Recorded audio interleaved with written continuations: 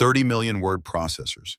That massive quantity was manufactured right inside these very walls. 30 million. Pile each unit vertically and the tower would pierce the upper atmosphere. Connect them end to end and that continuous row spans from New York to Los Angeles twice over. Yet today, 0 units are actively produced within the United States. Nothing local, nothing nationwide. Smith Corona built far more than mere typing equipment. They essentially forged the backbone of this country's intellect. Every single award-winning journalistic piece, early Oval Office address, outline federal investigative file, countless silver screen movie scripts, profound final goodbye messages, and passionate romantic letters that genuinely won a heart, were hammered out on devices originating from a production facility virtually identical to this one.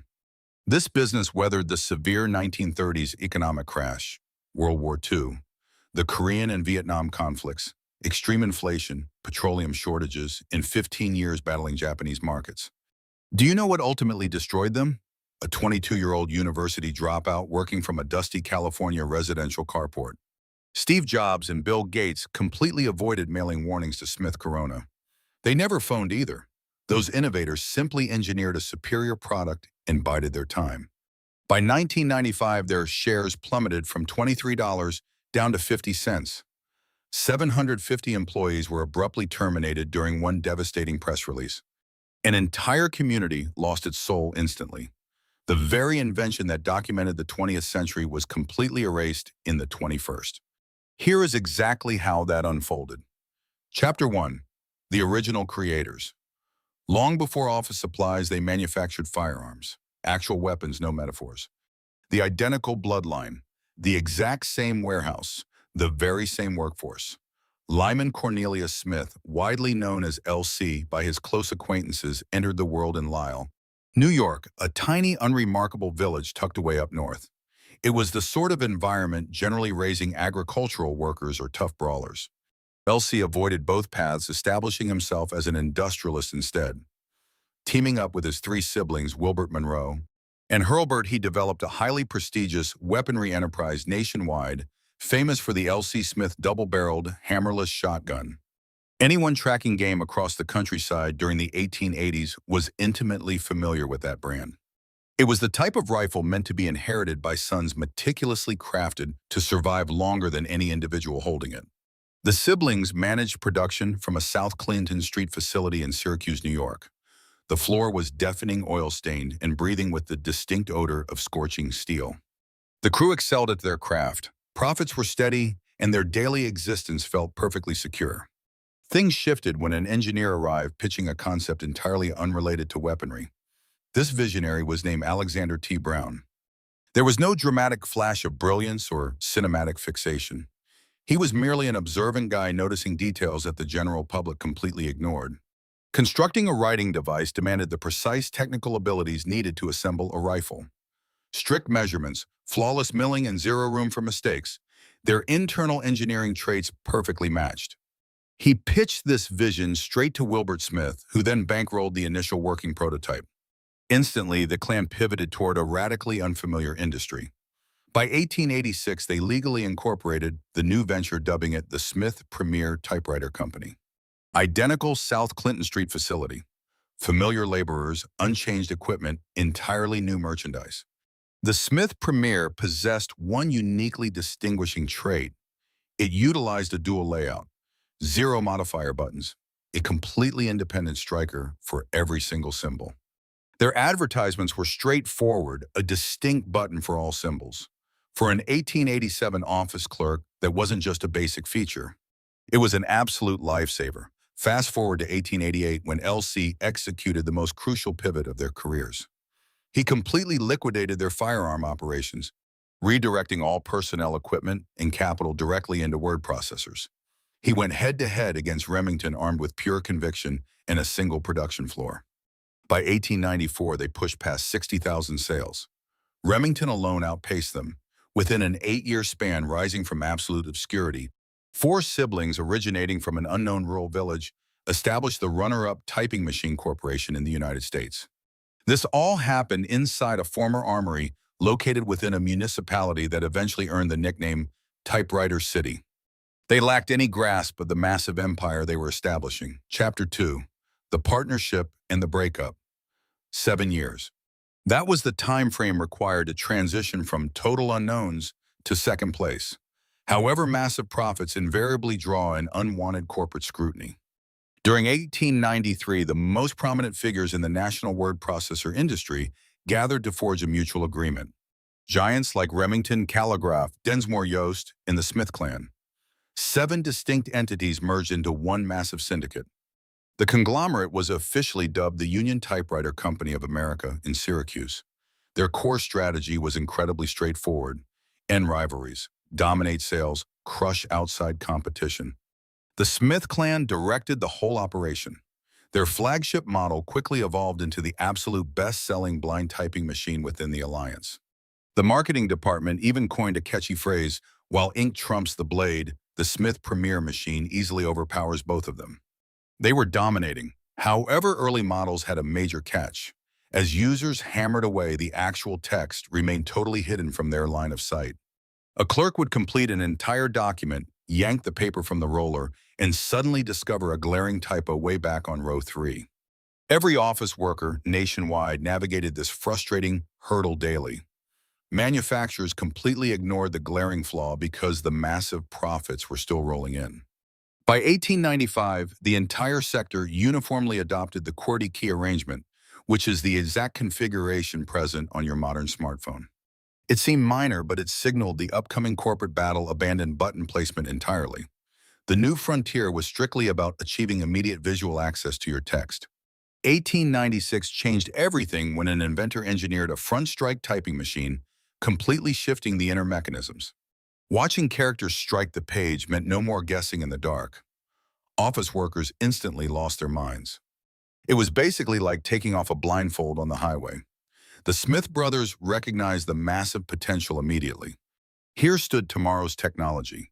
Yet the union conglomerate pushed back, choosing to quietly smother progress through endless bureaucratic red tape. Anytime someone mentioned the visible layout, it spiraled into arguments over unsold stock and juggling 7 massive corporate divisions. That corporate partnership designed to build power turned into a suffocating trap. The Smith brothers sat through endless board gatherings counting wasted minutes. On January 27, 1903, they quit entirely. L.C. Smith and Brothers Typewriter Company. One driving goal: craft the absolute ultimate front strike machine anywhere. By spring, Lyman was already breaking ground on a massive manufacturing plant at Washington and Almond Street, Syracuse, even before the architect finalized the plans. Construction crews poured concrete while draftsmen were sketching. The facility wrapped by December 1903. Engineer Carl Gabrielson to Kreisen, who also ditched Union, drew the prototype. 1904 saw the launch of the L.C. Smith and Brothers version 2. 12 months later, version 1. Yes, in that backwards sequence. Nobody understands why today. However, the subsequent events remain totally unforgettable. By 1911, their 701 East Washington Street plant massively expanded to handle demand. Everyone claiming Union was untouchable guessed wrong. The Smith brothers successfully ditched the most dominant monopoly in the business and constructed a superior empire. Next, chapter 3, the massive mobile revolution. Even as the Smith brothers totally dominated Syracuse's corporate scene, a New York City innovator pondered a completely alternative concept. Meet Frank Rose. He wondered why typing gear had to remain glued to tables. In 1903, Rose submitted designs for a collapsible model, shrinking the gadget by 50%.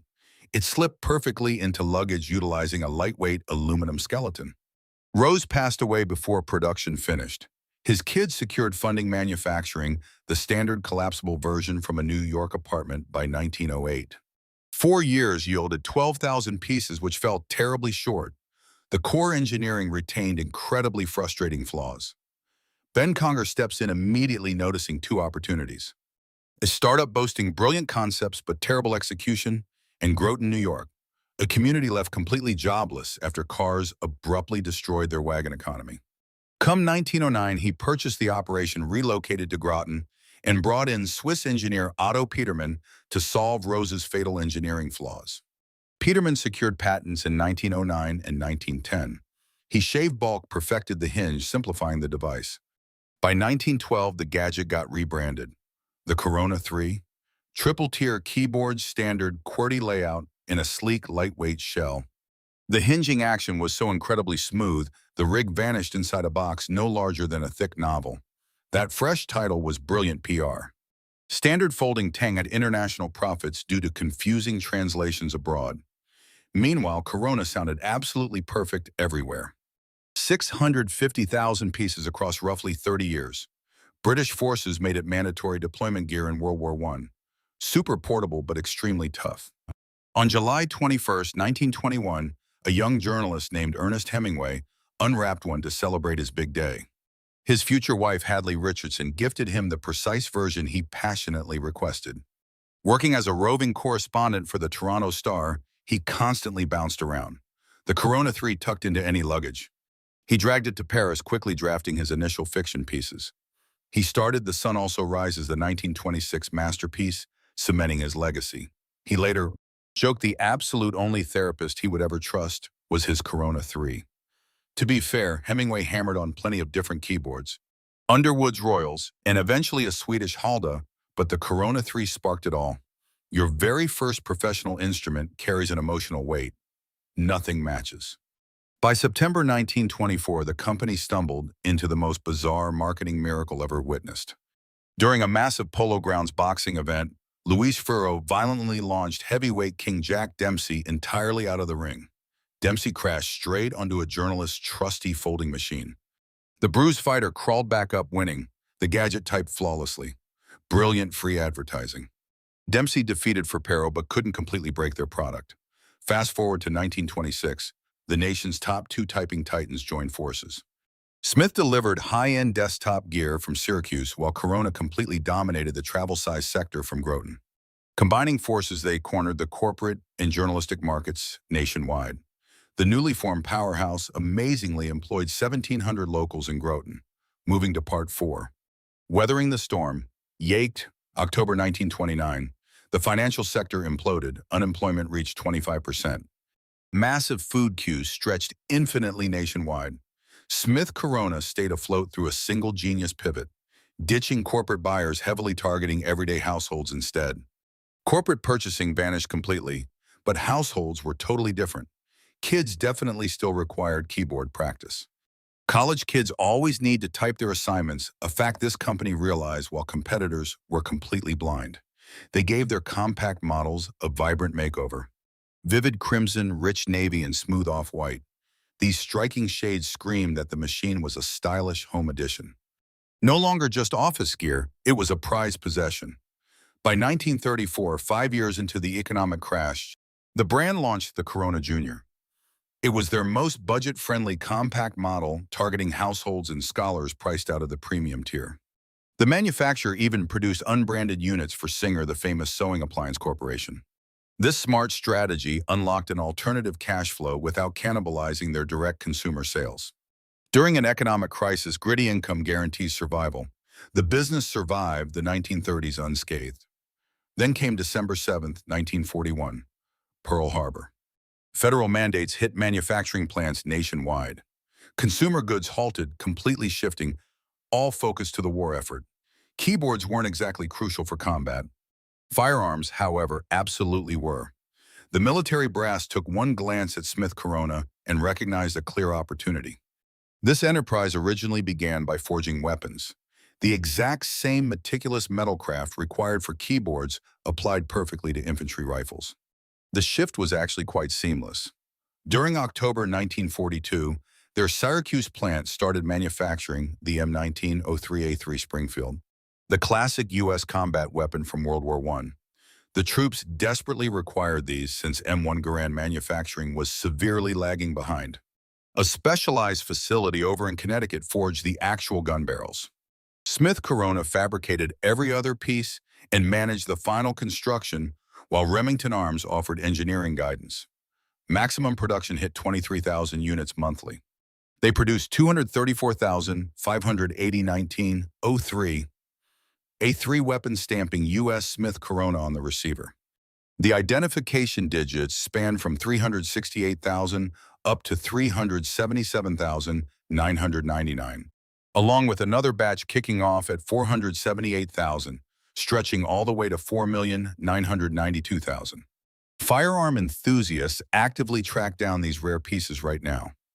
Workers actually test-fired the weapons indoors at the facility. They shot live ammunition down the exact same corridors that had been producing writing machines for years on end. Outside of just rifles, they crafted explosive detonators, handgun pieces, automatic weapon sections, and subaquatic missile gears totaling over 64 million distinct pieces throughout the conflict. Then there was the M209. This specific Hägglund converter acted as a mobile mechanical encryption device created by the brilliant Swedish inventor Boris Hägglund. Half a dozen spinning gears crafted the secret code for every single dispatch. It was compact enough to tote around and dependable enough for critical military commands. American forces relied on this gear as their default coding tech across all global combat zones. Smith Corona manufactured them. The exact same business that built Hemingway's writing tool was now constructing the devices troops utilized to transmit classified directives throughout hostile European and Pacific territories. By November 1943, military officials officially terminated their firearm agreement. Garand manufacturing finally hit necessary levels. By February 1944, the plant returned to making keyboards at a 50% capacity. A month later, Army Ordnance Boss Major General L. H. Campbell fired off an official note to the corporation's head, Hurlburt W. Smith, commending the entire crew for their phenomenal performance in fearlessly taking on a totally foreign manufacturing process.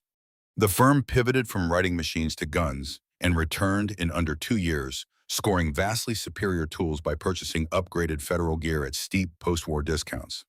While the global conflict completely ruined countless domestic businesses, it ultimately turned Smith Corona into an absolute powerhouse. Chapter 5. The Golden Era. Global hostilities finally ceased in August 1945. 16 million U.S. troops returned to their hometowns. They tied the knot, started families, and settled in fresh suburban neighborhoods while countless veterans utilized the GI Bill to attend university. This marked the very first era when a blue-collar youth from rural America had a genuine shot at earning a diploma. Fast forward to the early 1950s, and these educated professionals were pouring into corporate roles nationwide. Each and every one of them required a keyboard. Smith Corona found itself in the ultimate sweet spot.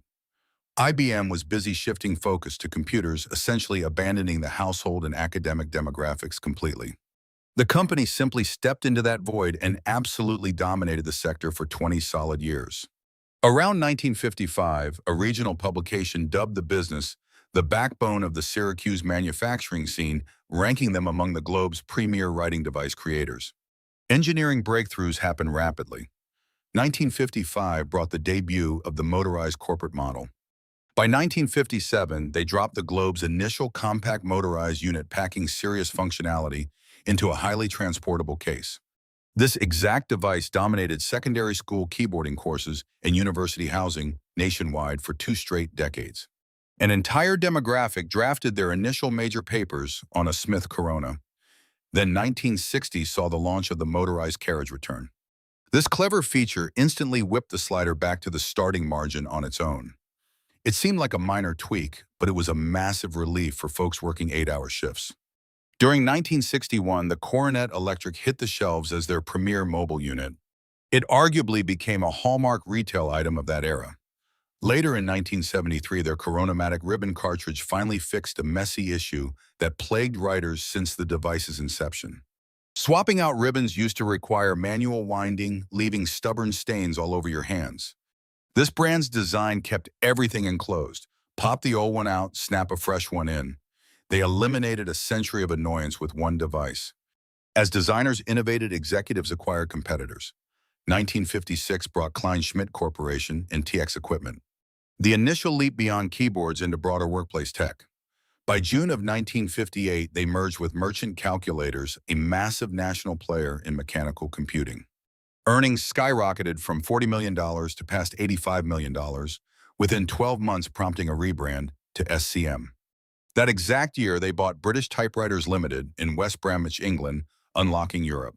By 1962, they officially rebranded as SCM Corporation. During 1967, they bought Allied Paper for $33 million, merging operations with Glidden Paint. Their massive catalog spanned keyboards, math machines, copiers, stationery, wall paint, and edible goods. They transformed from a weapon shop along South Clinton Street into a massive multi-industry powerhouse in less than 80 years. However, their most pivotal move during that period, the choice accounting for this very structure, occurred back in 1958. SEM began building a fresh plant in Cortland, New York, since mobile models outpaced current factory limits. Cortland boasted real estate workers and close ties to Groton and Syracuse. Forecasts promised 600 immediate jobs. By May of 1960, almost all assembly operations had ditched Syracuse, relocating entirely to Cortland and Groton. Anthony Henninger, the local mayor, openly called their exit a devastating and incredibly frustrating blow to the community. For 50 years, the town proudly claimed the title Typewriter City. Suddenly, that heritage sat 30 miles south. They additionally launched executive offices along Park Avenue in Manhattan. The underlying point was obvious: no longer local producers but worldwide giants. During its prime, that plant provided paychecks to 4,000 staff members. In a town of 20,000, that scale impacts practically every household. 4,000 individuals walk past those gates daily. The facility essentially functioned as the financial bedrock for the whole region. That foundation stayed solid for quite a while. Their absolute prime stretched from 1946 into the late 1970s. 30 years of absolute market control. Their devices totally reshaped how Americans worked, studied, and communicated. By all outward appearances, the enterprise seemed completely bulletproof. Yet the red flags were slowly starting to wave. Those hints felt easy to ignore right up until disaster struck. Chapter 6. The Summit. This brand intentionally avoided pitching itself as the writer's ultimate tool, which is exactly why their fan base remains so fascinating. Their main targets were always administrative assistants, undergrads, and local shopkeepers. Their marketing highlighted dependability, budget friendliness, and mobility. Nothing overly artistic, just incredibly functional. Even so, L. Rank Ball, the genius behind The Wizard of Oz, drafted his work using a Smith Premier, the immediate ancestor to their modern lineup. 14 Oz books, alongside hundreds of shorter tales, were entirely crafted on hardware manufactured by the exact lineage that later established the famous brand. Theodore Gill, better known as Dr. Seuss, preferred their mobile models. The creator of iconic rhyming classics literally pounded out his genius right at one of their keyboards. Geisel didn't pick that machine for nostalgic reasons. He worked as a serious author, requiring gear that functioned flawlessly without hassle. Heavyweights like Kurt Vonnegut and Truman Capote relied on them too. Both ranked among the most unique national authors from the 20th century, yet they drafted on identical equipment used by everyday office workers. The exact model sitting in a dorm room simultaneously occupied Vonnegut's personal desk. Making writing tools perfectly accessible gave the company a massive cultural footprint that no amount of paid marketing could ever genuinely replicate. Then consider the legacy of Benigno Aino. Aino stood as a fiery Filipino senator and became the most famous captive under the Marcos regime. While serving a lengthy prison sentence during the 1970s, he drafted all his letters and political manifestos on a Smith Corona Skywriter.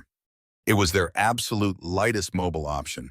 That hardware became a massive anti-government emblem, even landing on the country's paper money.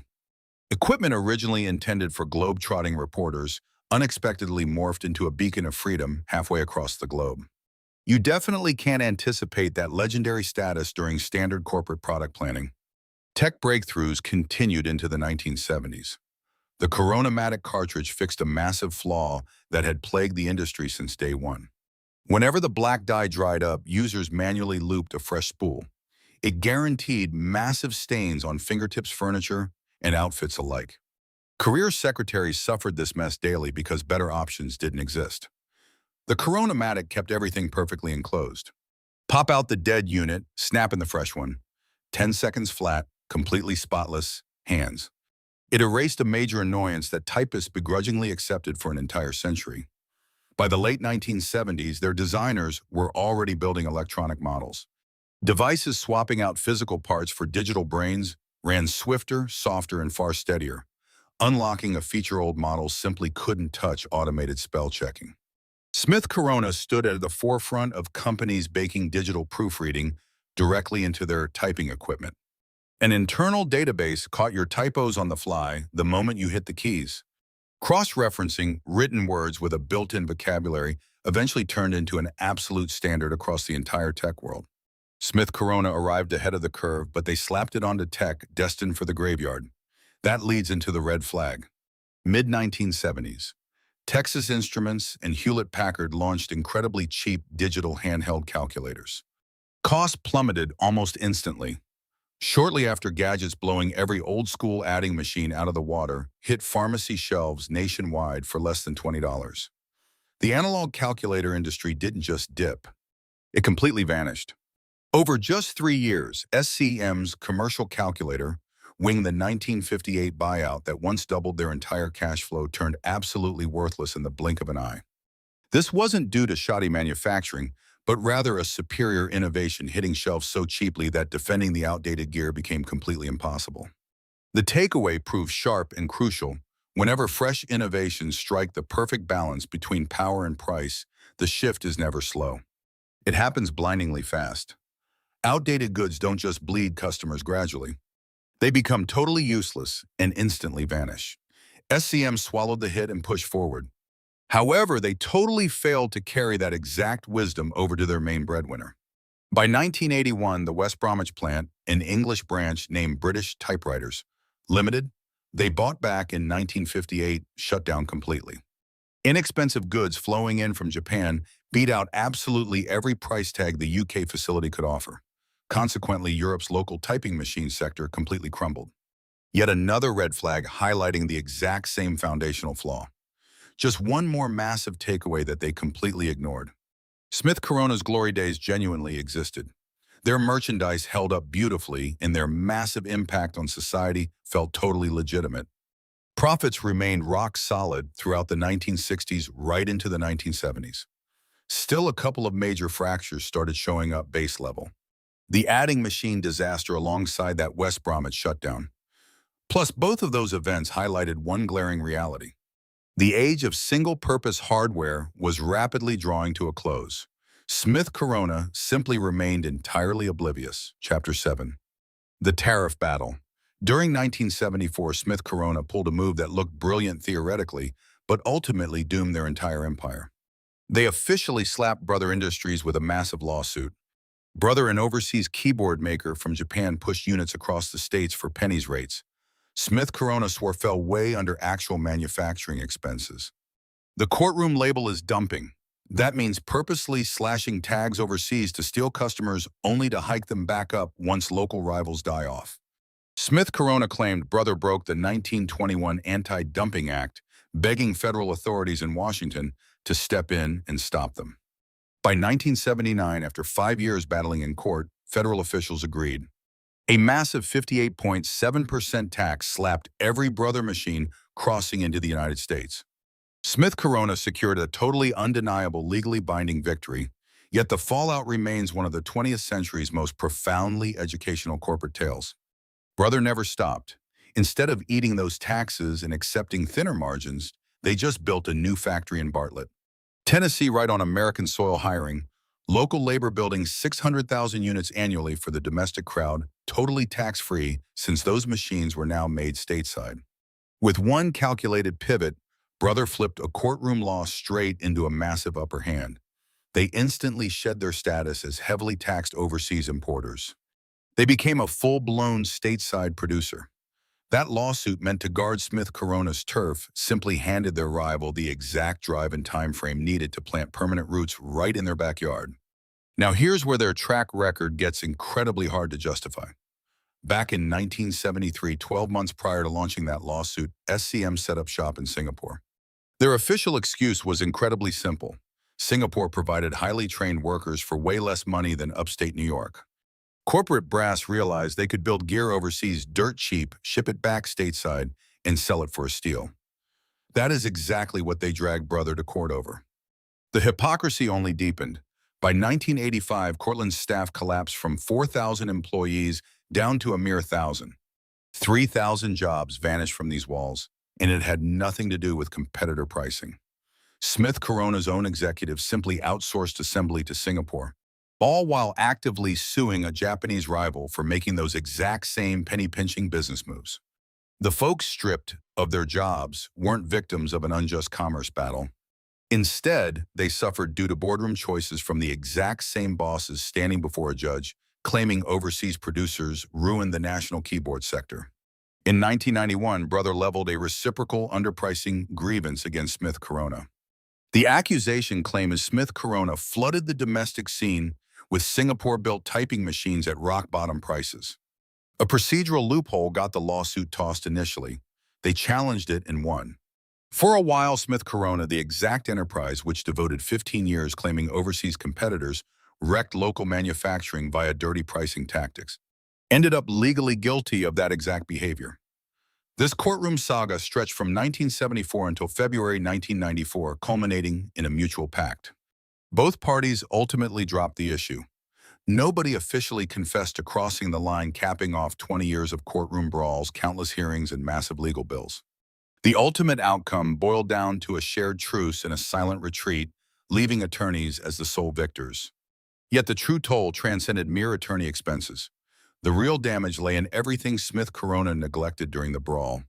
During the 1970s and 1980s, as Smith Corona chased trade verdicts, Brother crafted its tomorrow. The brand poured money into facsimile tech, engineered laser printing devices, and expanded into desktop accessories. Come 1983, profits from Brother's workspace hardware branch surpassed their legacy garment stitching division. That was the foundational item upon which the whole brand originally grew. Brother executed a brilliant shift toward becoming a multifaceted tech giant, whereas Smith Corona just kept submitting legal paperwork. The Groton facility perfectly illustrates this. That New York town hosted the brand's main hub starting in 1909. At its peak, 1,700 locals worked there. For upward of 70 years, it served as the financial backbone of that tiny town, each Corona 3 model Hemingway hauled to Paris. All those units hauled into World War I foxholes by English troops. Every travel-sized machine stashed in journalist bags across the 20th century. Everything started right there. SEOM shut down Groton in 1983, demolishing it by 1984. Wrecking crews dismantled the literal birthplace of the mobile typing craze, erasing it entirely. Today, that plot sits totally empty. By the February 1994 legal settlement, desktop computers completely revolutionized the typing landscape. Lawsuits drained executive focus alongside massive financial backing, plus critical forward-thinking momentum right when the brand desperately required a totally fresh approach. 15 years of courtroom victories meant nothing. They lost the actual war. Chapter 8, The Ultimate Collapse. August 12, 1981. IBM dropped a tan plastic casing onto retail displays, dubbing it a personal computer.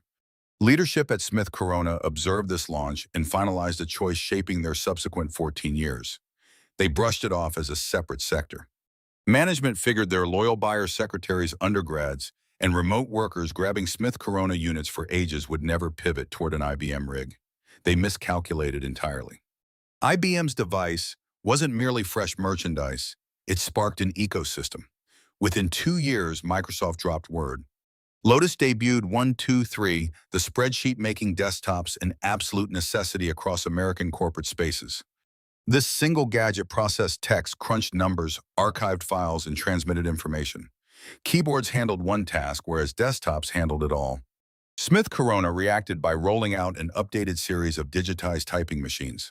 Speedier, feature-rich, solidly constructed, and authentic upgrade. An excellent solution to an irrelevant problem. Then Apple unleashed the Macintosh in January 1984. The box included Mac Write pre-installed. You just booted it up and started typing instantly. Nobody missed the underlying point. Here sat a rig performing traditional keyboard duties, plus countless others for barely a markup. Standard typing gear lacked any rebuttal. Throughout 1985, Smith Corona reformed into a standalone public operation on the NYSE, pulling $278 million, 3,000 workers looking solid on paper. In 1986, English conglomerate Hansen plc purchased SEM. Hansen operated outside the tech space. Instead, they functioned as corporate raiders purchasing enterprises just to squeeze out profit via extreme budgeting and property liquidations. Their typical strategy involved instantly dumping secondary holdings. Out went the Park Avenue home base, followed by extraneous SEM branches. Smith Corona stood as the sole survivor. Hansen completely lacked the desire to bankroll forward-thinking studies for reinventing the brand. R&D budgets lost all priority. Nobody cared about what merchandise might drop 10 years down the road. Maximizing upcoming quarterly earnings became their sole obsession. Right here is where Smith Corona blew their final shot. They threw all their chips behind the personal word processor known as the PWP. It cost far less than a standard PC and was incredibly straightforward, built strictly for typing. If an IBM PC felt too pricey or overwhelming for everyday buyers, this gadget served as the perfect compromise. Smith Corona absolutely dominated the domestic PWP industry by 1989. That victory was spectacular for roughly 18 months. The real issue: their target audience was rapidly vanishing. Desktop computers dropped in price annually while Microsoft Word grew increasingly user-friendly. Annually, the massive divide separating a simple word processor's capabilities from a full computer became painfully obvious and incredibly costly to overlook. By 1991, Smith Corona built spell checking right into the PWP. It functioned perfectly. Genuine tech with actual usefulness. Using stored memory to verify spelling on the fly was a foundational idea that all typing software would ultimately adopt. However, Smith Corona locked this feature into physical machines, moving units to hundreds of thousands of buyers. Microsoft ran that exact idea through software across tens of millions of devices. That was an absolute canyon, not a mere gap. In 1992, Smith Corona dropped the PC340, representing their absolute peak in the market, bundled smoothly with Microsoft Windows alongside visual design programs. During that identical time frame, the corporation revealed plans to shift its factory production down to Mexico. G. Lee Thompson, the chairman, gave the press the blunt truth. Cortland staff made $20 hourly. Mexican labor cost just $3 to $4. Families who had spent generations assembling Smith Corona devices knew exactly what that brutal math meant. Everything fell apart gradually. The final assembly line packed up in abandoned Cortland by late 1994. The giant plant that once paid 4,000 locals remained intact, but the jobs were completely gone. October's 1994, first quarter profits plunged 70%, dropping from $4 million to $1.2 million. Revenue from typing devices tanked 15% within 12 months. Shares that once soared past $23 in 1989 were entirely wiped out. By May 1995, Smith Corona announced massive cuts, slashing 750 jobs. They also admitted these massive cuts triggered a breach in their financial covenants. Share prices nosedived 25% overnight, finishing at just $1.50. By July 5, 1995, Smith Corona Corporation officially submitted their Chapter 11 bankruptcy paperwork within a Delaware federal courthouse. Their legal paperwork spelled out the disaster with total clarity. Demand for typewriters had completely evaporated. Domestic production of these machines had thrived since 1873, spanning 122 years. That era closed on a random Wednesday that July. A tiny corporate crew stuck around handling tech designs until 2001. By 1998, all production inside the Cortland facility permanently shut down. This empty shell around you is the aftermath. A plant that gave 4,000 folks a paycheck, churning out typing gear for the whole nation. Weathering 2 global conflicts, surviving the Great Depression, plus enduring 15 years of vicious courtroom battles against Japanese rivals. They ultimately hit a wall when consumer needs shifted. This quietness inside isn't just a simple void. It represents every single action that once filled these halls, now forever gone. Chapter 9, The Comeback. That July 5, 1995 insolvency wasn't actually the final curtain. It kicked off a much longer silent decay that folks beyond Cortland completely missed. Chapter 11 meant corporate restructuring, not a total sell-off. You face a judge, pitch a turnaround strategy, haggle with your lenders, and try bouncing back as a tighter operation. Smith Corona played that exact game. They shuffled the deck. It completely failed because their core dilemma remained untouched. Typewriter demand wasn't just hitting a tiny bump in the road. The entire industry was facing an irreversible foundational collapse. Workplaces steadily transitioned to full PCs every single season. A fresh wave of graduates raised on digital tech stepped into corporate roles and permanently abandoned analog machines. The core device defining the Smith Corona legacy was rapidly turning into a weird novelty. It became cheap junk you would spot at yard sales, never purchased fresh. Eventually, the corporation suffered a second financial collapse. They totally shuttered the typing hardware divisions. Once 2001 rolled around, everything connected to their legendary flagship devices was dead and buried. 115 years since four ambitious siblings from Lyell, New York, chose to launch a keyboard empire out of a firearm plant, every final remnant of that massive operation vanished. For 9 solid years, the Smith Corona brand lived exclusively inside courtroom documents. Then in 2010, some investors bought the trademark, launching a totally fresh venture out in Cleveland, Ohio. They abandoned New York, ignoring typewriters and those clunky word processors completely or absolutely anything tied to the legendary merchandise that carried their historic banner for over 100 years. Instead, they pivoted to producing heat-sensitive stickers, direct print tags, transfer decals, and specialized printing ribbons. The supplies powering barcode hardware, freight tagging setups, and stockroom gear. Consider the tags slapped onto all Amazon boxes, each supermarket price tag. All medical ID bracelets, that unseen foundation crucial for keeping today's economy running. Keeping the Smith Corona brand wasn't an accident. A clear path connects the firm's historical legacy with the modern enterprise they were putting together. For over 1 century straight, Smith Corona excelled at managing the way pigments hit the page. Their classic typewriter ribbon basically served as a pigment distribution tool. That Corona-matic cartridge provided a smart mechanical fix for managing ribbons. Building those machines fundamentally relied upon deeply grasping physical compounds, managing pressurized pigment application, and replicating that exact process flawlessly on a massive scale. Heat-based printing works differently using temperature instead of physical force, yet the basic hurdle is identical. Directing the exact placement of some printing substance onto a surface at massive production levels.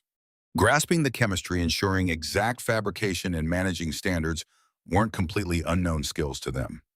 They were closely related. This revamped Smith Corona achieved a milestone the original enterprise never could maintain: total dominance across their entire logistics network. The crew produced their proprietary glue. They operated their personal printing machinery. They delivered straight to buyers, skipping middlemen entirely. That approach basically flipped the script on what Smith Corona ultimately turned into during its final days. A business which shifted production overseas to places like Singapore and Mexico, relying heavily on storefront middlemen while losing touch with its actual manufacturing roots. Fast forward to 2019, this revived Smith. Corona stood as America's biggest direct-to-buyer, heat-activated tag maker, producing its proprietary glue. Their Cleveland plant spans over 600,000 square feet, housing upward of 15 massive commercial printing machines. The brand stamped onto Hemingway's typewriter on M19, 03, A3, Springfield rifles, and across portable units carried into World War I battlefields, currently shows up on tags tracking boxes inside massive distribution hubs. You could call it an incredible tale of corporate revival, or simply admit the classic business died forever, leaving a fresh entity to borrow its title. It's highly likely both statements are accurate. Back in Cortland, however, the fallout from shutting down that plant has snowballed for 30 years. Cortland sits right inside the Rust Belt. That stretch of factory towns spanning upstate New York, Pennsylvania, Ohio, and Michigan, where the production-based economy shaping 20th century blue-collar American life completely crumbled during the 1980s and 90s. Several factors fueled this downfall. Overseas rivals, robotic integration, and boardroom choices shifting fabrication toward cheaper labor markets. The fallout hit certain towns incredibly hard, especially areas just like Cortland. When Smith Corona pulled its final assembly line out back in 1994, the town lost way more than mere paychecks. It lost the foundational pillar that shaped whole surrounding communities. Factory hands had purchased homes right down the street. Their kids went to public schools heavily supported by the plant's property taxes. Local diners, mom-and-pop shops, and community activities all thrived inside a financial bubble, kept alive by that facility for years. Pull out the cornerstone and the whole environment shrinks. It didn't happen overnight or entirely at once, but it slowly faded year after year. Cortland's situation certainly isn't unique. And that is exactly why we need to look at it. All throughout the Rust Belt, countless towns suffered through their own variations of this identical tragedy. A flagship company, shaping the neighborhood for decades, made a call typically motivated by the pay gap between domestic labor and cheaper foreign hands. So the locals dealt with the devastating fallout while investors happily pocketed the extra profits. The massive industrial complex is still there. You're currently inside it, figuring out how to handle these massive relics, whether to remodel them, turn them into monuments, or just recognize their historical weight as a puzzle countless American towns are still trying to solve today. Finding a straightforward solution is impossible. You're left with an empty shell, the echoes of past labor, and the missing locals who once filled it. Chapter 10. What's left behind? Before leaving this place, we need to clearly lay out 6 important points. Not serving as some corporate autopsy, nor acting like a university business lecture, but rather genuine takeaways learned by tracking this narrative. Tracing it from an 1886 firearm maker to a 2010 Cleveland heat-activated tag facility and questioning how these events matter for anyone attempting to create an enduring legacy. Takeaway number 1, expertise travels easily while merchandise does not. The Smith siblings never actually created the typing machine. They simply realized their exact metal crafting expertise gained from building firearms could easily translate to an entirely new invention. Back in 1888, they completely abandoned the weapons trade, going all in on typing machines, a risky gamble within an untested industry against tough rivals. That massive gamble paid out for over 100 years. When the brand resurfaced in 2010, pumping out heat-activated tags in Cleveland, the underlying strategy remained exactly the same. Instead of seeing themselves as a struggling typewriter manufacturer, they realized their true strength was 100 years of mastering industrial-scale ink application on paper. That specific knowledge works perfectly elsewhere. The goods changed, but their core talents shifted. Corporations rarely fail simply because their abilities lose value. Failure happens once they fuse their entire self-image to one item, totally ignoring how their actual talents might work perfectly in other fields. Takeaway number 2. An internal culture blocking essential progress actually poses a much greater threat than any rival company out there. Back in 1903, the Smith siblings basically controlled Union Typewriter, enjoying massive industry dominance alongside solid corporate safety. Yet they still walked away realizing that partnership was severely limiting their future creation potential. Quitting completely to start fresh, they saw their brand new plant double its footprint within 8 years, while Union Typewriter kept running for decades. Union lost its top status forever. Corporate structures naturally defend their current path, favoring employees who avoid rocking the boat. These systems fundamentally resist any shifts that might force them to confess. Their current strategies are totally flawed. Occasionally, your greatest strategic move involves refusing to let those rigid systems dictate your ultimate potential. Takeaway number 3. True threats hardly ever come from direct peers. Over 15 years, Smith Corona fiercely targeted brother industries, actually winning several legal battles. After successfully pushing for heavy duties, they meticulously recorded various shady tactics, yet absolutely nothing mattered since brother was never the actual danger. The actual threats were IBM, Apple, and Microsoft firms utterly ignored by standard keyboard manufacturers simply because they built totally different machines that ultimately rendered traditional typing equipment completely useless. Clayton Christensen famously named this the innovator's dilemma. Market leaders constantly overlook external dangers, mainly since those early disruptive forces generally avoid targeting their current buyer base right away. Everything appears entirely unrelated until suddenly it crashes together. Once Smith Corona finally grasped the situation, their buyers had completely moved on long ago. Nobody sought Smith Corona's blessing. Takeaway number 4, lawsuits aren't strategy. 15 straight years fighting brother drained executive focus and vital energy, wasting resources on trials rather than evolving the corporation's future identity. Brother completely grasped this. Defending themselves only when forced, they never stopped creating. By 1983, their corporate gear, like printers and faxes, actually pulled in more cash than their classic sewing machines. They morphed into a tech firm while Smith Corona just submitted legal paperwork. Ironically enough, Smith Corona wasted over 10 years battling in federal hearings, passionately claiming that offshoring manufacturing to cheaper nations was totally unlawful and ruinous. By 1973, they launched a Singapore facility. By 1994, their remaining stateside manufacturing went straight to Mexico. That exact tactic they sued Brother over eventually became their lone surviving financial lifeline. Courtroom shields merely stall the clock without ever magically updating an outdated gadget. Takeaway number 5. Combination gadgets hardly ever succeed. Their personal typing unit was much cheaper and easier to operate than computers. Still, it remained inflexible hardware serving one strict purpose, facing off against versatile systems constantly growing their overall capabilities every single day. Desktop computers handled typing, math, memory, messaging, plus countless unknown future applications yet to exist. Meanwhile, costs dropped annually while processing power exploded. Consequently, their restrictive word processors continuously struggled to survive alongside an alternative boasting zero limits. Single-use gadgets inevitably fall behind highly flexible systems eventually. Any tool mastering just one chore gets absolutely crushed once universal machines handle everything decently, then perfectly, and ultimately masterfully. Takeaway number 6. True heritage is capability, not branding. Smith Corona still exists right now, yet definitely not through sweet memories. Their core mastery over massive-scale precision ink application proved genuinely tangible, highly adaptable, and incredibly useful elsewhere. Today's heat-sensitive sticker industry utilizes the exact same foundational intelligence behind those old typing ribbons. The trademark chased their fundamental skills, not the hardware. However, we must bluntly address the darker half of this story. While the legal corporations successfully relocated, the local population stayed behind. 4,000 Cortland workers could never pack their talents for a fresh Cleveland reboot.